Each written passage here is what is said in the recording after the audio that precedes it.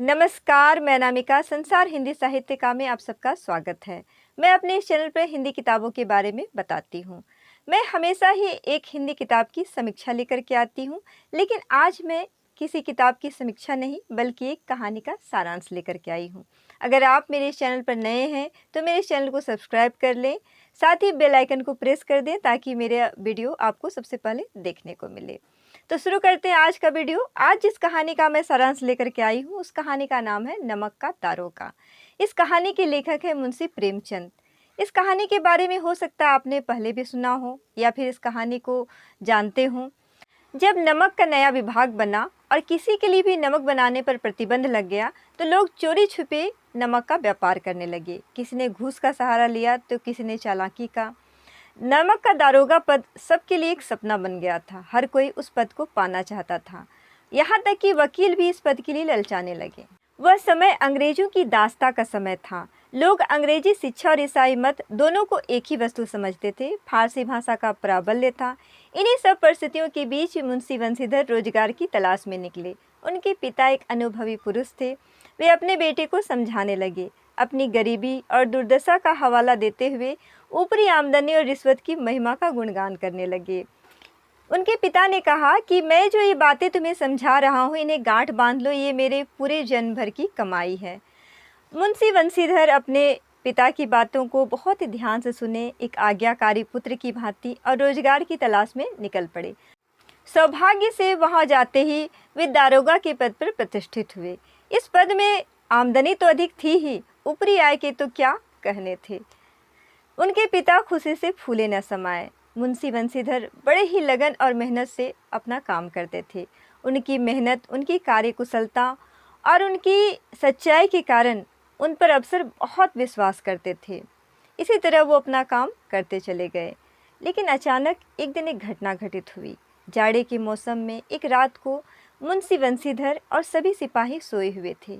गाड़ियों की गड़गड़ाहट और मल्लाहों के शोर से उनकी नींद खुल गई। उन्होंने देखा कि पुल पर गाड़ियों की लंबी कतार जा रही है। मुंशी बंशीधर ने डांट करके उन्हें रुकने को कहा। एकदम से सन्नाटा छा गया। किसी की भी समझ में नहीं आ रहा था कि गाड़ियों को रोका किसने। उन्होंने डांट करके पूछा कि ये किसकी गाड़ियां हैं। आगे की गाड़ीवान ने कहा, पंडित आलोपी दिन की। उन्होंने फिर पूछा, कौन आलोपी दिन? तो गाड़ीवान ने कहा, दातागंज की। अब चौंकने की बारी मुंशी बंशीधर का था, क्योंकि पंडित आलोपी दिन का वहाँ पर बहुत नाम था। वे उस इलाके के बहुत ही प्रतिष्ठित व्यक्ति थे। छोटा बड़ा कोई भी ऐसा नहीं था जो उनका ऋणी न हो। लाखों का लेन देन वो करते थे।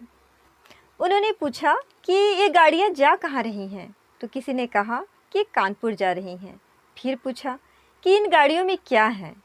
उनकी पूछते ही एकदम से सन्नाटा सा पसर गया। किसी को कुछ सूझ ही नहीं रहा था कि क्या कहे।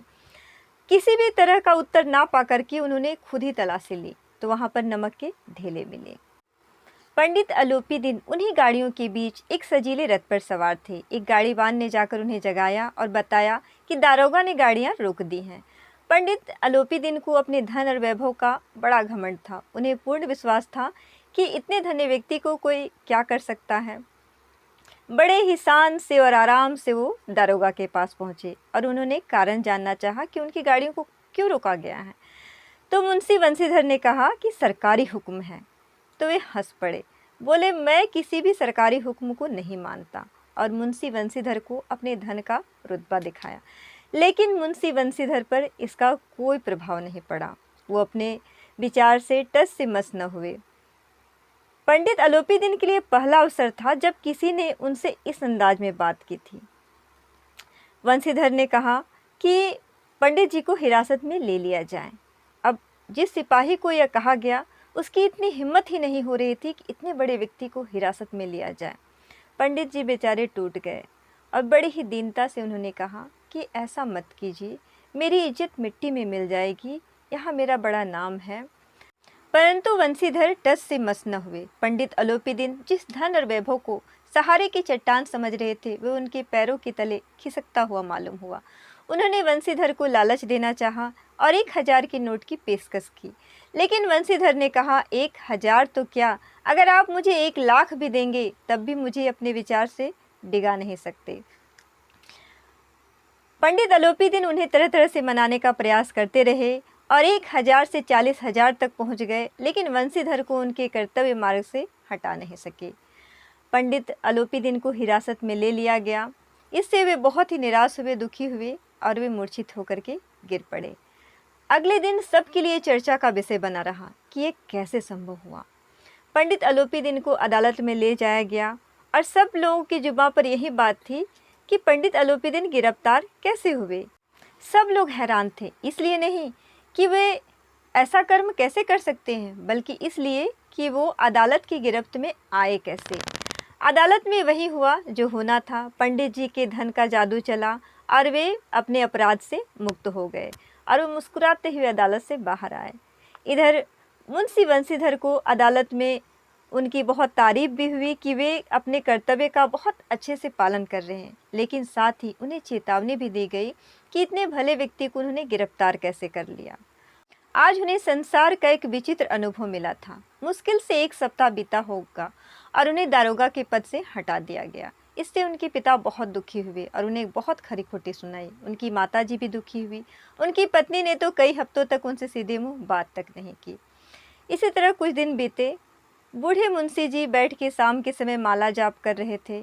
अचानक उन्हें अपने द्वार पर किसी के आने की हाट हुई। उन्होंने देखा कि सजीले रथ पर सवार पंडित अलोपीदीन आए हुए हैं। वो झट से उनकी अगवानी के लिए चले गए और चापलूसी भरी बातें करने लगे कि कौन सा मुंह दिखाऊं, मेरे मुंह पर तो कालिख लगी है। तो पंडित अलोपीदीन ने कहा कि ऐसा मत कहिए।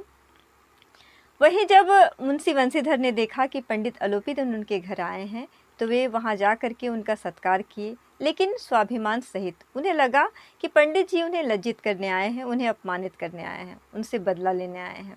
लेकिन आज पंडित जी की आंखों में किसी भी तरह की बदले की भावना नहीं, बल्कि उदारता और सद्भाव की भावना थी।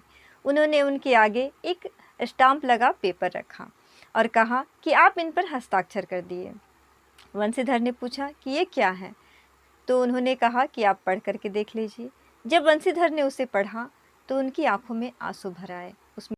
उसमें लिखा था कि पंडित अलोपीदीन की संपूर्ण जायदाद का अस्थायी मैनेजर मुंशी वंशीधर को नियुक्त किया गया है और साथ ही सालाना 6000 वेतन, सवारी, बंगला, नौकर चाकर और रोजाना खर्चे वो भी मुफ्त में।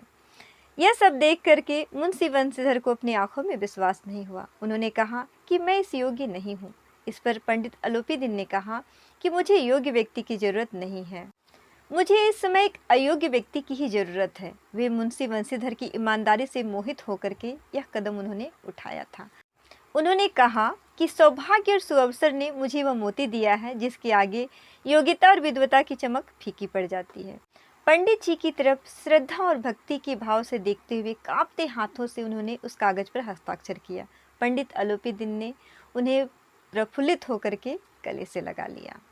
यह कहानी हमें बहुत कुछ सिखा देती है। कभी कभी हमारा रुतबा और वैभव किसी काम नहीं आता है, परंतु यदि इंसान अपनी ईमानदारी पर डटा रहे तो वह एक न एक दिन सफल अवश्य होता है।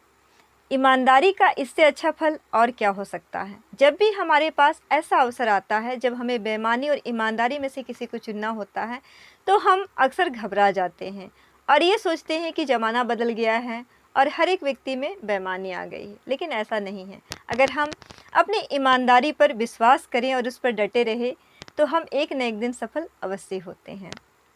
तो आज का ये वीडियो आपको कैसा लगा और ये कहानी कैसी लगी, ये मुझे कमेंट बॉक्स में लिखकर ज़रूर बताइएगा। अगर इस तरह की कहानी के सारांश आप और भी चाहते हैं तो मैं और भी लाने का प्रयास करूँगी। आज की जो कहानी का सारांश मैंने प्रस्तुत किया, नमक का दरोगा, इसे मुझे एक सब्सक्राइबर हैं, उन्होंने कई बार कमेंट बॉक्स में लिख करके कहा था कि मैं नमक का दारोगा का सारांश प्रस्तुत करूं। तो उम्मीद है कि उनको मेरा ये वीडियो अच्छा लगा होगा और जितने भी लोगों ने ये इस वीडियो को देखा होगा उन्हें भी अच्छा लगा होगा। जो भी लगा होगा आप कमेंट बॉक्स में लिख करके ज़रूर बताइएगा। अगर आपको ये अच्छा लगा तो इसे लाइक ज़रूर कीजिएगा, दोस्तों के बीच शेयर ज़रूर कीजिएगा। मिलते हैं अगले वीडियो में। आज के लिए इतना ही। तब तक किताबें पढ़ते रहिए, किताबों से जुड़े रहिए। बाय।